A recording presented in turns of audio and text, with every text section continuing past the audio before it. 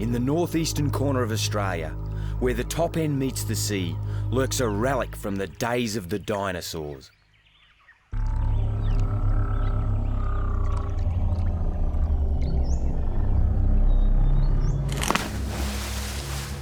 The saltwater crocodile.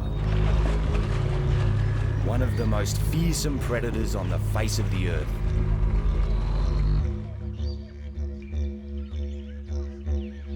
But even salties have their sweeter side. Like most wild animals, they just want to be left alone to feed, breed, and rear their young.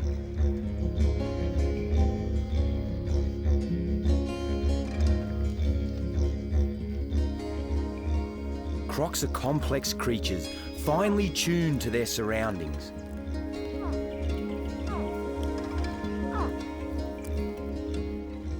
But since this grows into this, it's easy to see why their reputation goes before them. Oh, this is an Australian saltwater crocodile, and you've got to be really careful when you're dealing around these huge predators. They've got volatile speed and very, very powerful.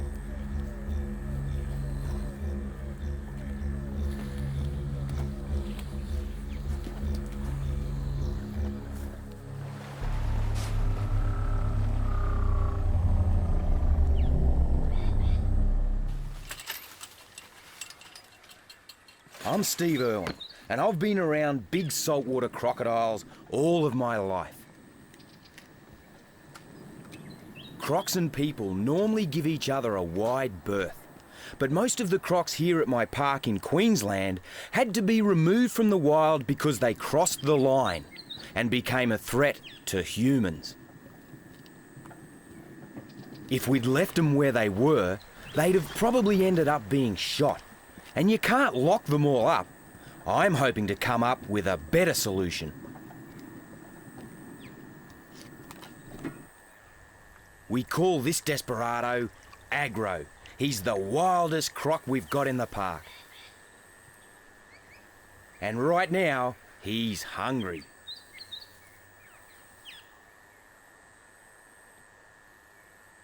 I want to give my crocs as natural life as possible, which means there's wild pig on the menu.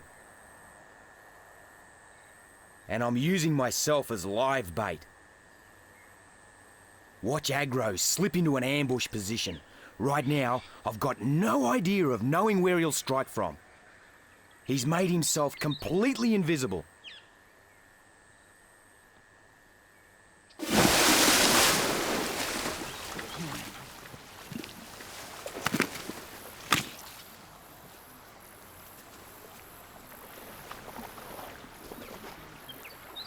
Wow, Agro by name and by nature.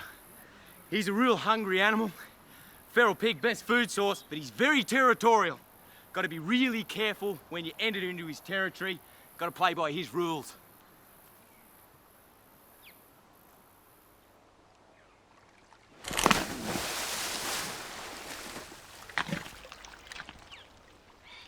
Here in Australia, they call me the Crocodile Man. When a croc like Agro starts playing up, I'm often the first one to hear about it. I've just had a call about another problem croc, but this time I won't be bringing him back to the park. I want to try a new idea. Crocs like Agro can live for 100 years and they have long memories. I want to see if we can teach them to mend their ways, give them a lesson they'll never forget. If it works, we can leave them where they belong, in the wild. An operation like this takes teamwork. That's where my wife Terry comes in. And Wes, my right-hand man. It's a bit like tying down the Queen Mary. What are you doing? At least ours won't fall off, mate. And I wouldn't go anywhere without Duggar.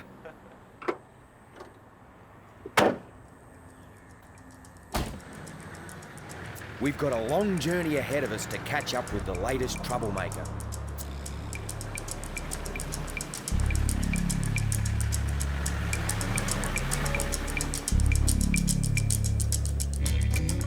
From our starting point near Brisbane, it's a 3-day drive north into croc country.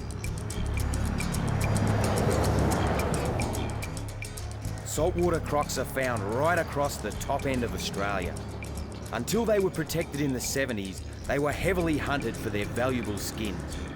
Now populations are recovering, but more and more people are entering crocodile territory, even in the most remote areas, and that means trouble. We're headed for Lakefield National Park, a key area for crocodile conservation.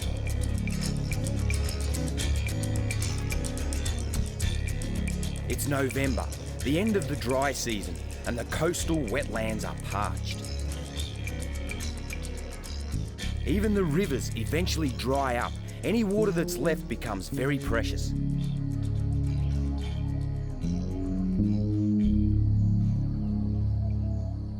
With temperatures over 100 degrees, the best thing to do is while away the day in a shady wallow. Keeping cool is a top priority. Like all reptiles, a croc's body temperature is governed by its surroundings.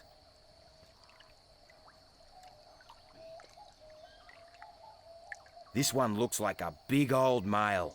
Older crocs are usually darker in colour. This lighter specimen is a much younger croc. In croc society, there's only room for one king of the pond. The biggest, strongest male will drive any rivals out of his domain. He's usually the one hassling humans too, but if you take him away, you disrupt the hierarchy of the croc community. Weaker males will fight for his crown and mate with the females, passing on weaker genes. Despite their name, salties aren't confined to tidal regions. They also inhabit freshwater lagoons. There they rub shoulders with Australia's other croc, the smaller freshwater variety, far less aggressive than its much larger relative. Freshies are too small to do you or me any real damage, but this little bird is pushing its luck. You can tell a freshie from a salty by its long, narrow snout, well worth knowing when you're out in the bush. While freshies eat small prey like crayfish or even insects, a salty might fancy a piece of you. During the dry, water acts like a magnet for all kinds of wildlife, a mobile menu for the crocs. Wild pigs destroy the riverbanks rooting for food. Since being introduced to Australia from Europe, they've become a real pest. All this wildlife attracts human visitors to the waterhole too. It's a favourite spot for campers.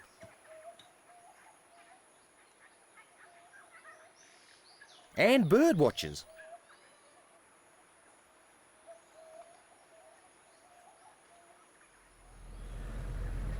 In these peaceful surroundings, people tend to forget what could be lurking in the water. Barry, Lakefield's head ranger, is there to remind them that this is salty territory, and that requires some respect. G'day mate, how's it going? All right. Croc attacks on humans are very rare. One death every 2 or 3 years in Australia, but when they do strike, that's it. It's game over. And a big salty can easily hide in shallow, murky water.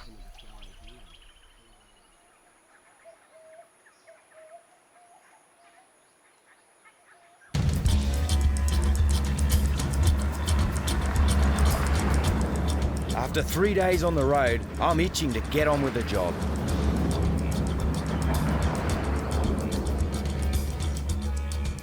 When we arrive at Lakefield, we're met by Barry and his fellow rangers from the national parks who guide us to the trouble spot.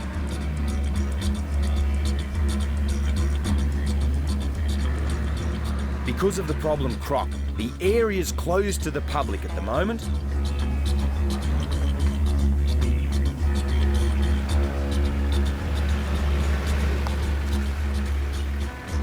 This is our destination, Old Faithful Waterhole. And Barry tells me there's a big male been hanging around the campsite. It's the perfect salty stamping ground. Plenty of shade, and these high banks make great nesting sites. But humans like it too. Here's where the conflict begins. This is a really popular fishing hole. And when the fishermen come back and clean their fish, they leave their scales and offal in and around the water. And that creates a free feed for the crocodiles. These bullet shells are a result of the fishermen getting scared. They see a croc, they think it's stalking them, boom! They take a pot shot at it. I'm here to help humans, but also protect the crocodile.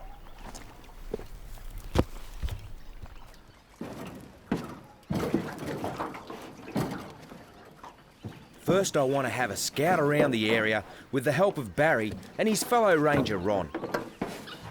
Will be right? Yeah, mate. This is their patch of bush, and they can show me any signs of recent croc activity. That way I'll know the best place to set up a couple of traps.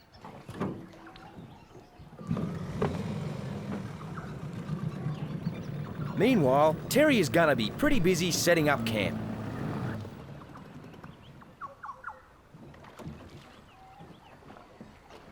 The bank opposite is the best place for me to start.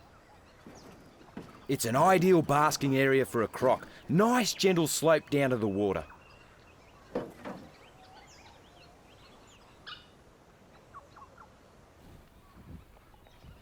Ron soon spots something.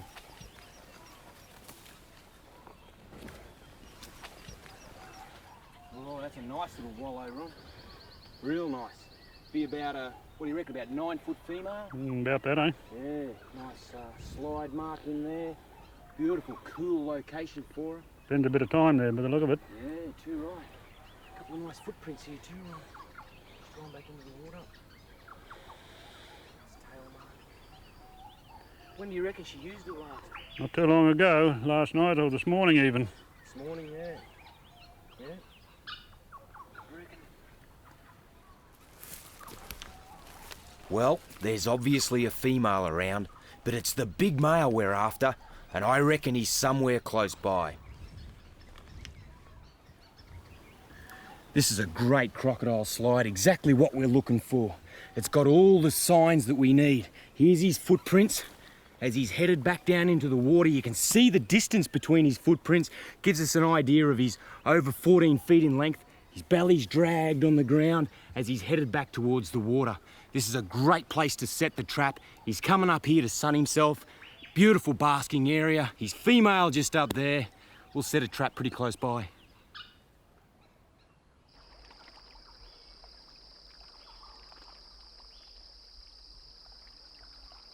Have a look at this. It's the big bloke himself.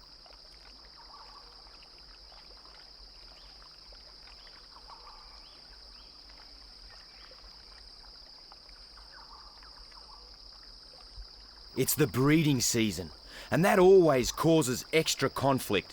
Maybe that's what got him all steamed up recently. As he patrols his turf, other crocs steer well clear.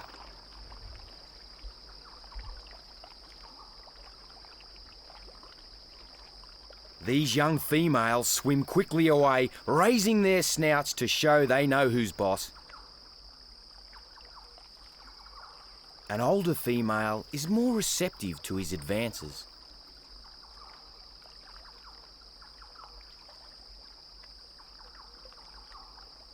He moves in as she signals her interest.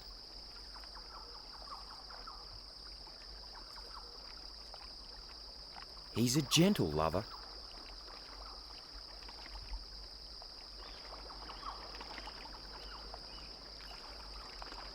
Gradually, they shift into a position for mating.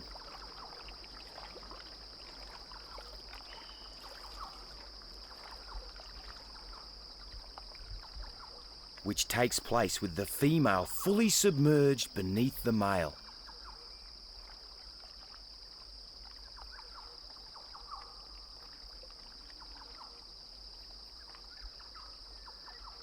With the dominant male occupied, smaller males like this one might get a look in on the mating front. It's an opportunity not to be missed. He quickly pairs off with a young female, resting on a handy mudbank to mate. There's no time to lose. If the big guy spots this invasion of his territory, he'll attack without hesitation.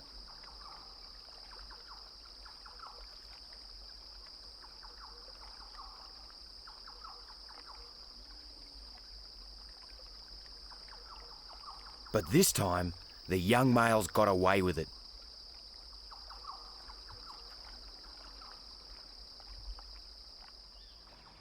For me and the team, it's time to get to work.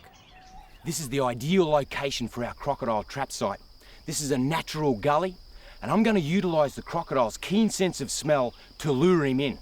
I'm going to run barricades up each side of the trap because I've seen crocodiles come in from the side, get a scare or kill the trap, and then retreat. We want him coming up right up to the back of the trap and grabbing hold of that big piece of bait.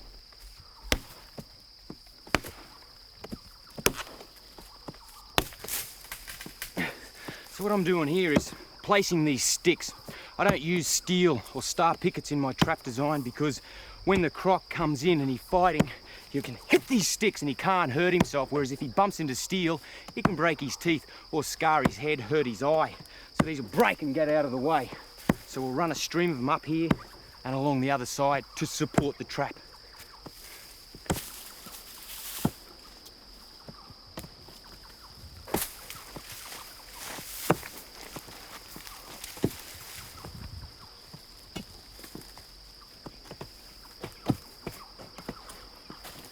So I can just grab a corner here, lift the corner here, just pull it up for a sec.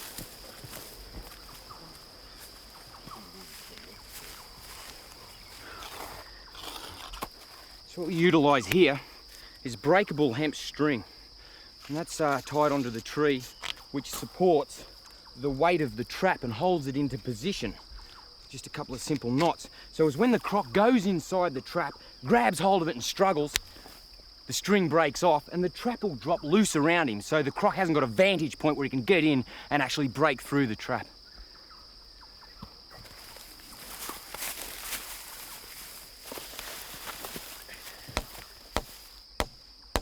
This is the trigger mechanism. It's absolutely crucial. So we have a nail low and a nail high, and that supports a little steel rod which holds the weight bags up. When the croc grabs hold of the baits, that pulls the weight bag, down she goes. Meanwhile, Wes has spotted our target croc. Oh, I see. Holy snap and duck shit. Have a look at that. Look at that for a head.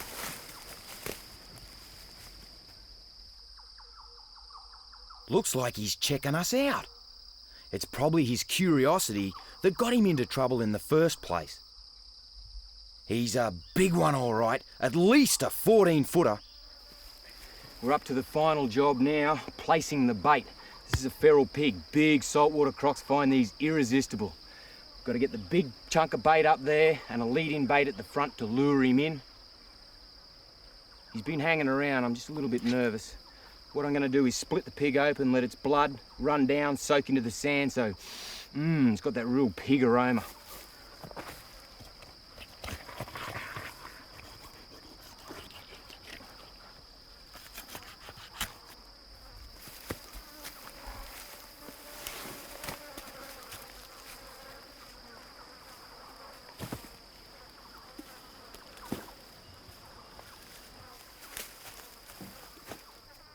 This is the last job, lead-in bait. Now what I utilise is a really strong nylon cord such that only a crocodile can break it. And I string it off the ground so as when the croc comes up, smells it and bites it, I'll be able to get a set of claw marks here and to distinguish if it's my target crocodile or not. It's just coming on to dark. I'm starting to get a little bit nervy hanging so close to the water. Righto fellas, let's go.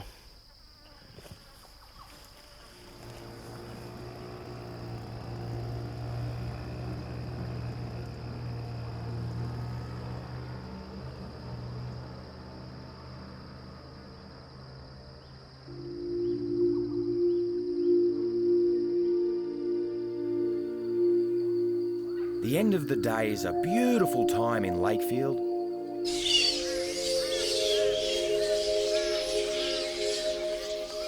Many of the park's nocturnal residents are just beginning to stir, including one of the world's largest populations of bats, little red flying foxes. There are 10 million in this colony, 3 times as many as the number of people in Sydney, Australia's largest city.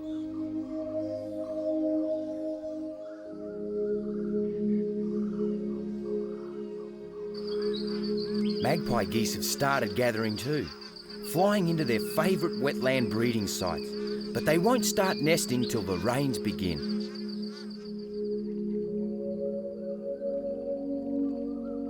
It's already getting cooler. Crocs spend all night in the water, which is warmer than the night air. They're reptiles. They've got to keep their body temperatures stable.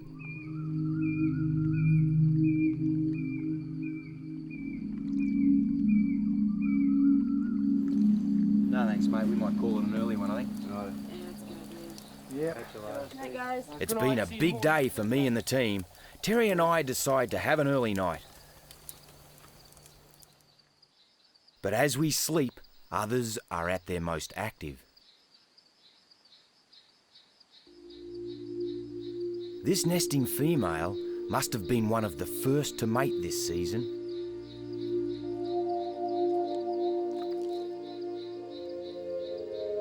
She takes up to an hour to lay around 50 eggs.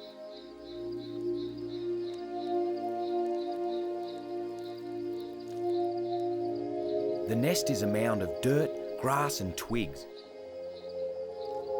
with a central chamber hollowed out for the eggs.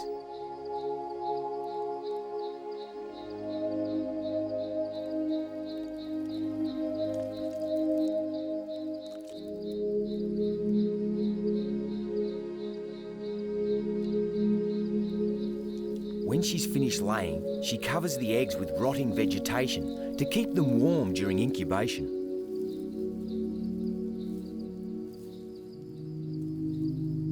If all goes well, they'll hatch in around 90 days' time.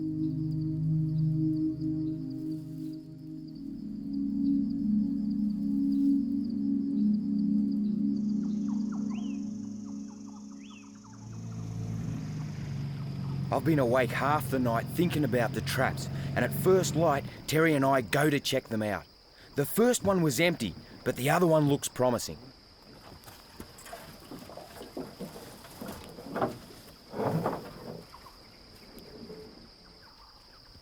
Looks like we've got one, but is it the one we want?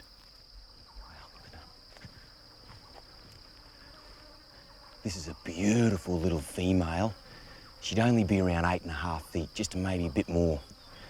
It's very important that we get her out of the trap and release her straight away so we don't intimidate our big male that we're after. Isn't she gorgeous?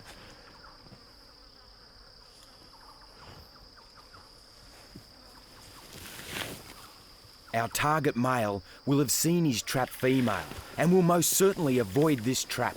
It's a good job we set too.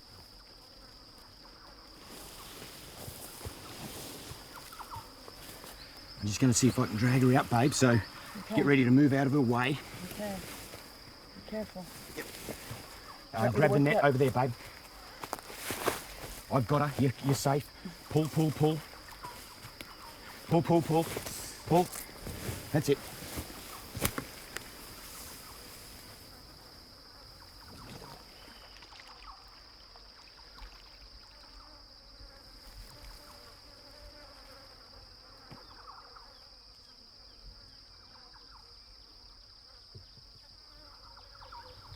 Didn't have an aggressive streak in her whole body. Beautiful young female. Absolutely gorgeous. Let's reset the trap. The female we caught probably hadn't started nesting yet. It's still early in the season. Once a female does lay, she digs herself a wallow and sticks pretty close by to carry out repairs to the nest and protect the eggs from predators. She gapes, keeping herself cool.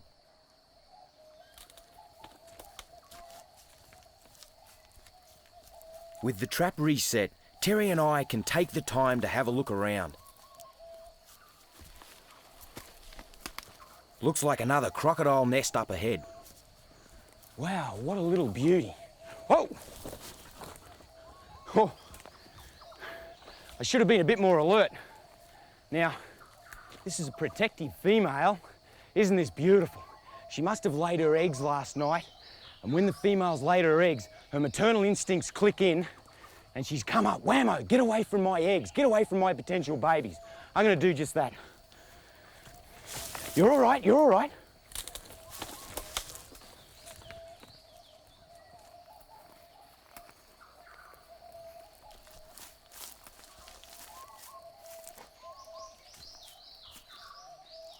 She'll probably guard the nest until the eggs are ready to hatch.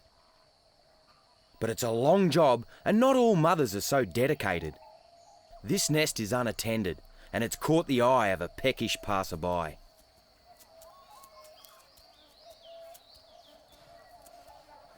Wild pigs, often eaten by adult salties, balance the books by feeding on crocodile eggs. This one takes just a few minutes to devour and destroy the entire clutch.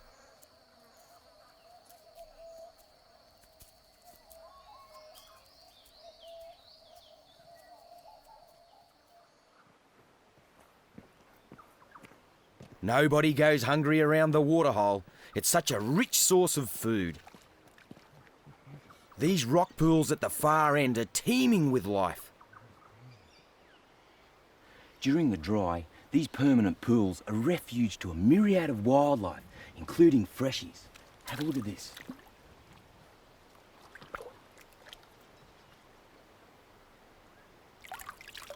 Here's the remains of last night's meal. They're yabbies, crayfish, and the freshie that ate them is probably still around.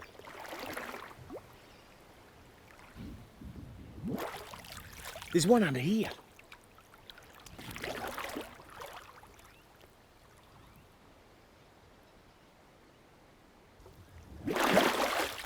Have a look at this little blighter. Crikey, he's as fat as mud.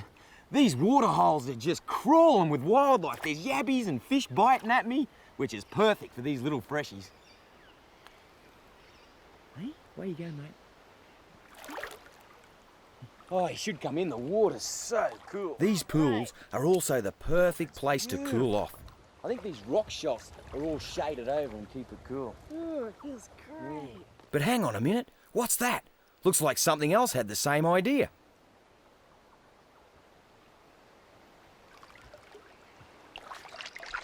It's a sand goanna, another real ancient reptile and another predator of croc eggs.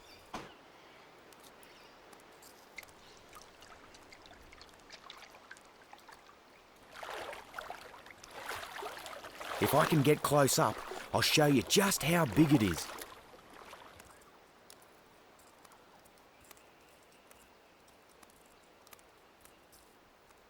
It's about 5 foot long, one of the largest lizards in Australia.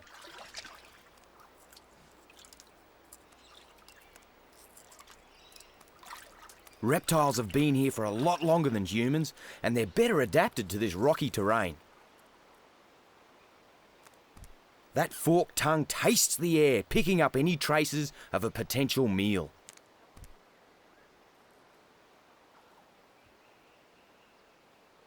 Or a potential problem.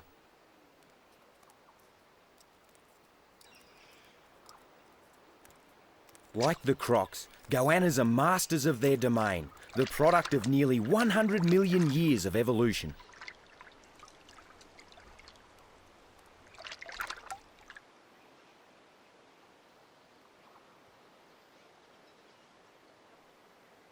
This thirsty wallaby's not sure if the goanna is friend or foe.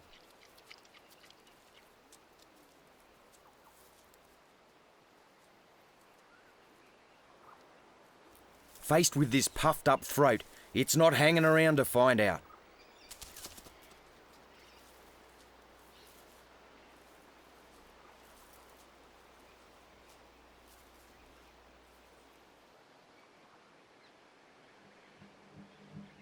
Back at Old Faithful, it's now a waiting game for me and the team. All we can do is keep checking the traps.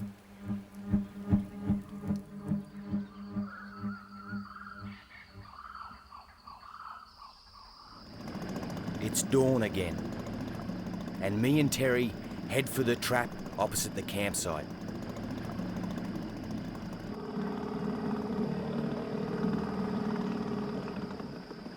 As we get closer, we can see there's a croc in the net.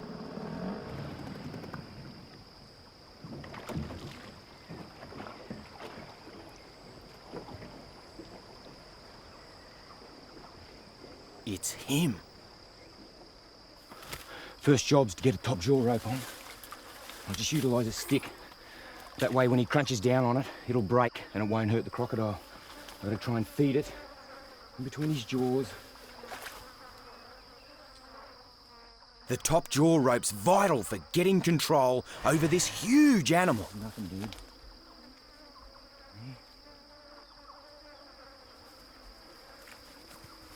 It's a very intense moment. The chance to try something nobody's ever tried before.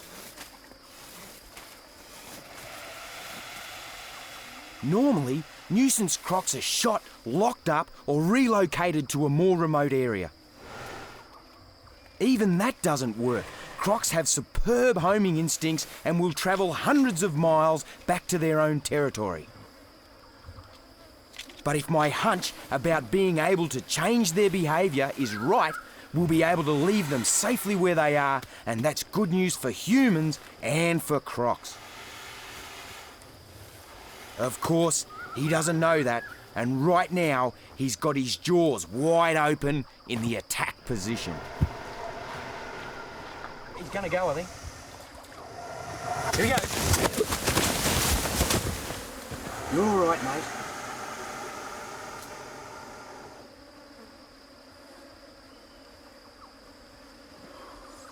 They don't fight often, but when they do, it's explosive power, and that's where this top jaw rope comes in really handy.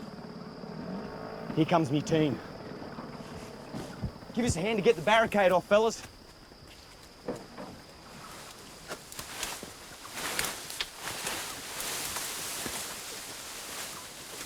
Barry's brought reinforcements. The more muscle power, the better.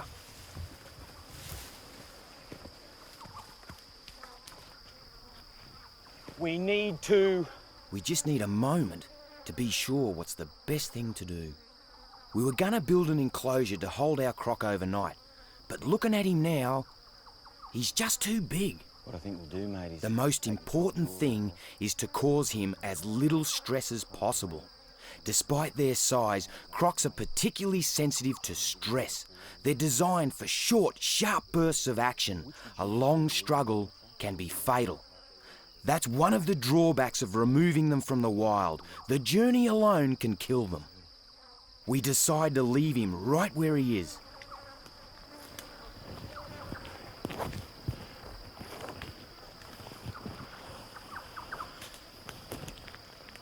The other thing we don't want to do is sedate him. That's another good way to kill a croc. It puts his system under too much strain. Instead, we want to calm him down as quickly and naturally as possible. Through here, Wes.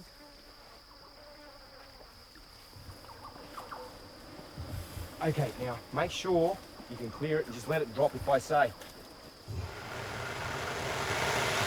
It's gonna go. Here he goes. Put the weight on, that's it, hold him. We got him. Good work, fellas. I'm gonna keep going.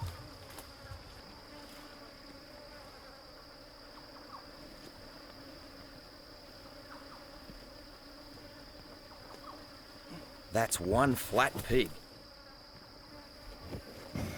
Okay, I'm happy. Let him down, Doug.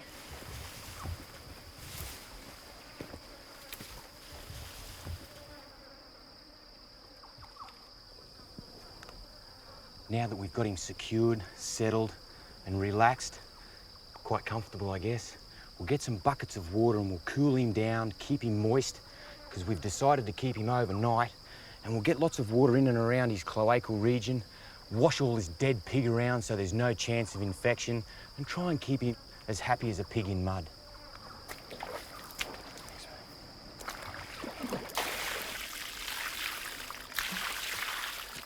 It's vital to keep his skin well watered. It's tough, but it can still dry out and crack.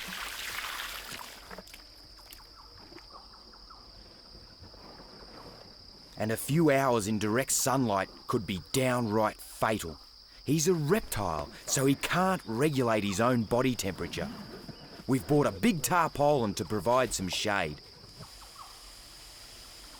This is really nice and shady, quite cool with that breeze blowing through. It's important that we leave him alone now for a few hours just to let him relax.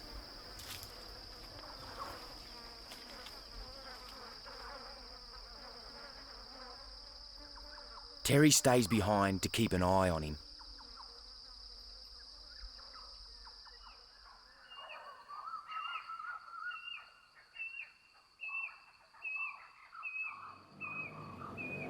When night falls, Barry and I return to the scene to educate our troublemaker about spotlights and boats.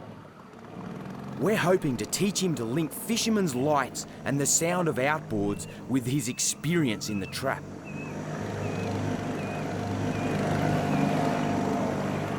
That way, when we release him, he should be keen to keep away from them.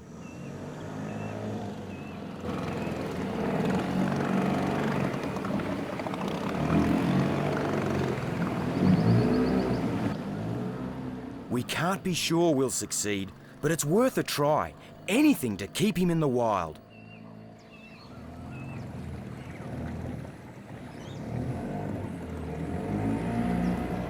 It's a long night.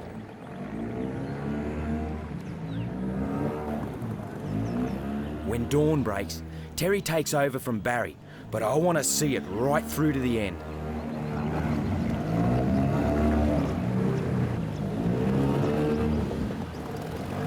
I really want this to work. And I'm depending on our Croc's long memory to do the trick.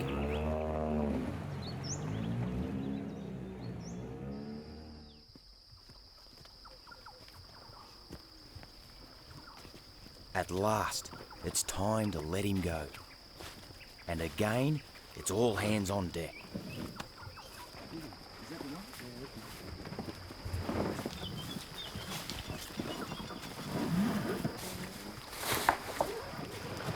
Everyone's pretty quiet at this time in the morning, including the crocodile.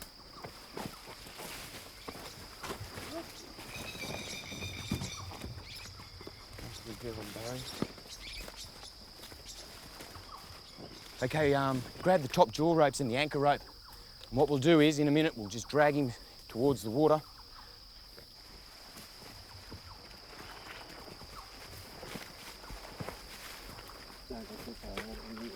Okay, Dougie, if you can just keep your jaw rope and down low.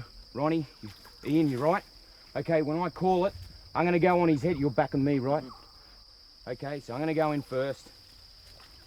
Just put a bit of weight on there. The kindest and safest way to control a croc is to get as many people as you can to sit on him.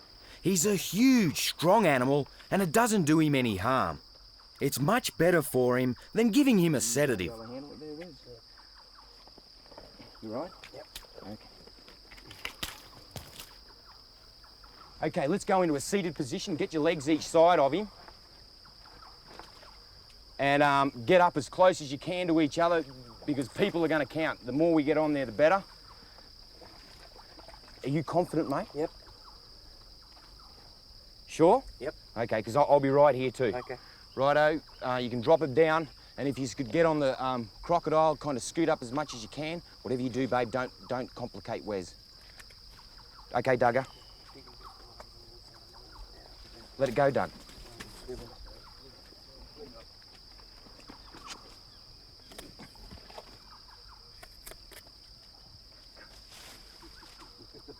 From here on in, if he starts to react, we're going to have to ride it out. There's no way he can get off or balk or do anything. It's just we're stuck with it now. This is it. So just hang on.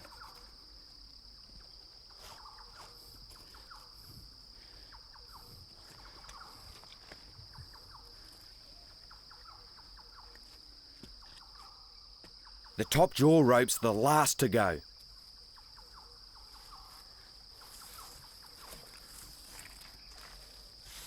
Can you grab that bazza? I want to lift his head up, Wes.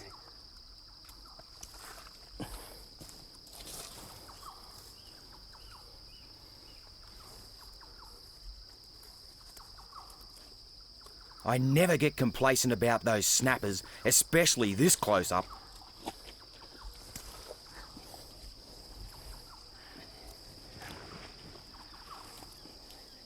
Get off him, Wes, and come round and lift him up. Someone else is going to have to lift the croc.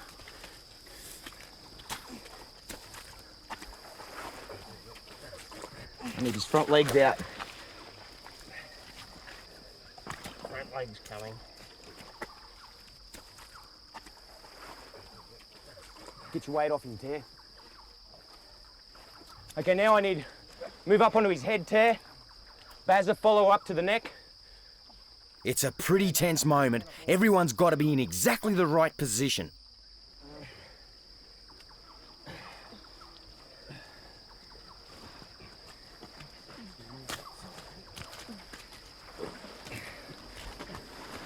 Okay.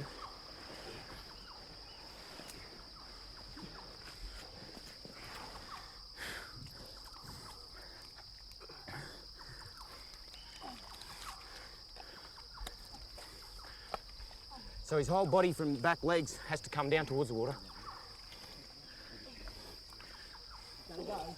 Okay, when I call it, I want everyone off. Exit out the back and stand at, like out the back of him. I got the eyes. I got the eyes. Okay, go.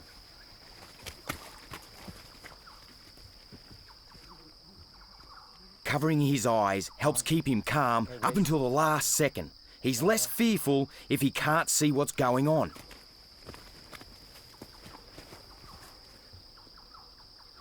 He's a little bit disorientated.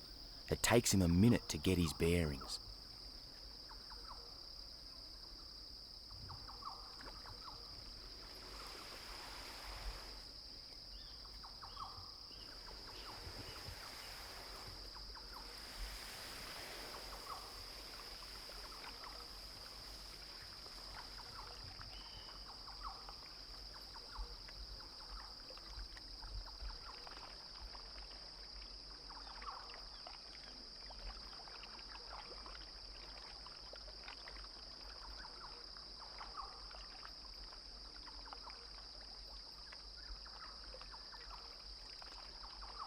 He's a beautiful animal, back where he belongs.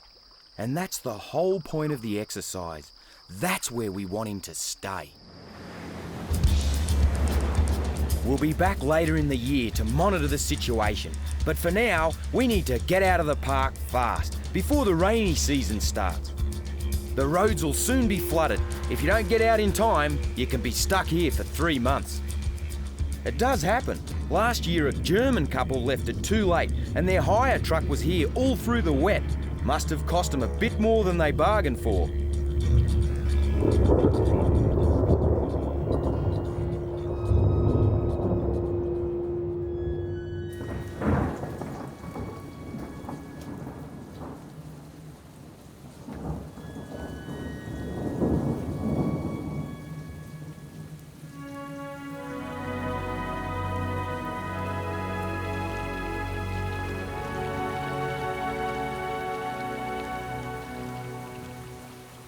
With the monsoon and rising flood levels, male crocs like to spend all their time in the water.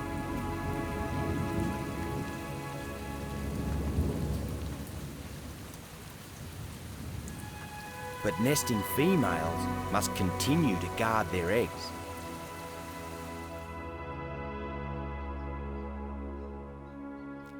Other mothers take advantage of the new grass revived by the rains. As do the thousands of magpie geese that fly into Lakefield to breed. This thirsty dingo, skin and bone after the harsh conditions of the dry, can look forward to easier pickings to come.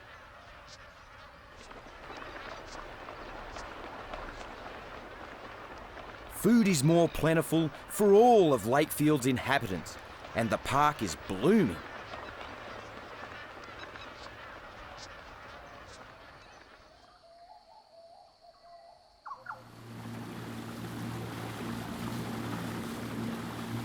Three months after we left, Terry and I returned to Old Faithful to check on our problem croc. The only way to find out if he's learned his lesson is to see how he reacts to our return. We've been here for a couple of days, and so far there's no sign of him. But the waterhole is still flooded. He might be further up or down the river.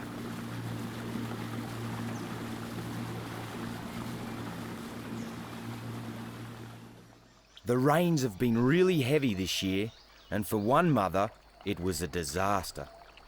The young female I disturbed back at the start of the breeding season didn't build her nest on high enough ground. It's waterlogged and the eggs are ruined.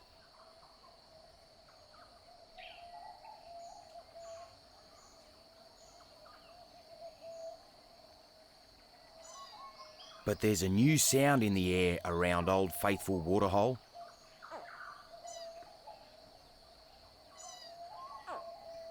The female we saw laying has been successful. Deep in the nest, some of her eggs have already hatched and the newborns are calling to their mother.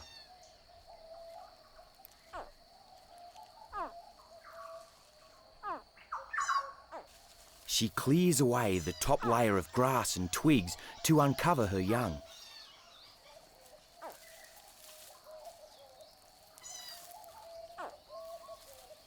And the first hatchlings head for the daylight.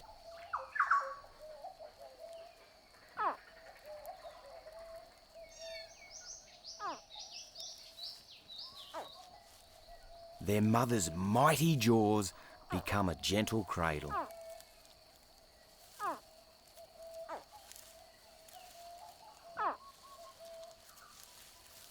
Some of the babies hitch a free ride to the water.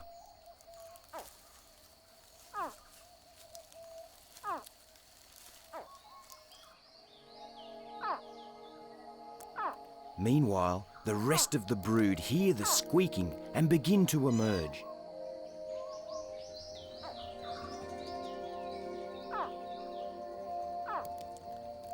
The hatchlings are less than 6 inches long, but perfect miniatures of their mother.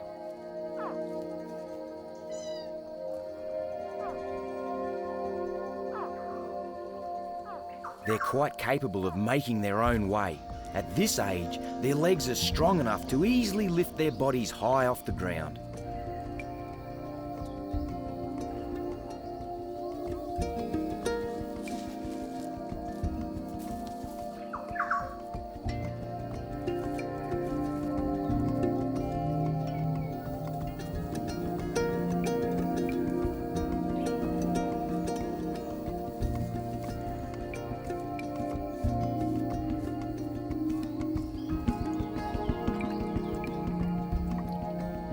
Once in the water, there's safety in numbers, so the babies gather together.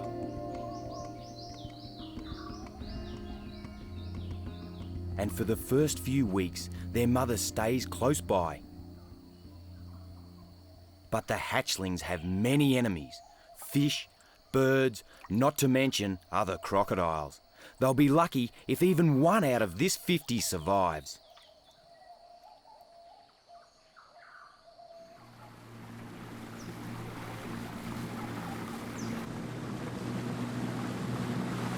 Right now, we're still wondering if our problem croc is going to show his face. Terry and I have seen absolutely no sign of him, but if anyone's going to spot him, Barry will.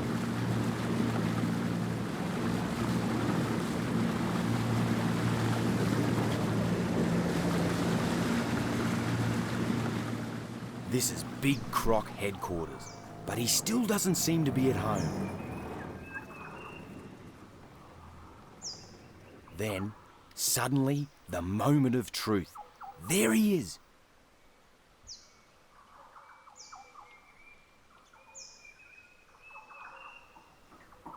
This is looking good. We've seen our large male crocodile, but as we approach him, he submerges and seems to go up the other end. Although we can't say for sure, it looks like he may remember his night in the trap. That could be good news for the fishermen who come here. And good news for our croc and all those like him.